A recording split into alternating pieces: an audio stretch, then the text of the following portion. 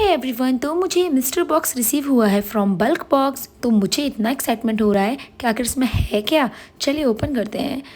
Wow, तो first है wow का ब्लैक सीड हेयर ऑयल। इसका एमआरपी है 400 and shampoo. Wow and wow wow blue T shirt for me, it's nice.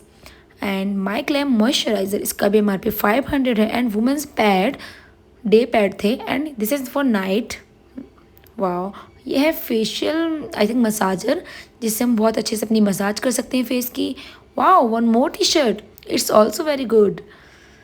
Okay now it's bottle, oh my God, ये वही बोतल है भाई जिसमें गरम गरम और ठंडा ठंडा रहेगा। Oh my God, one more dress, seriously it's my favourite. Okay, wow conditioner भी है साथ में। What is this?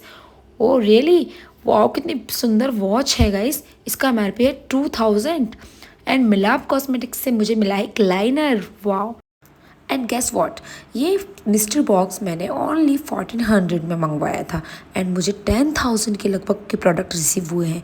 यार कुछ भी इतना अफोर्डेबल कैसे हो सकता है।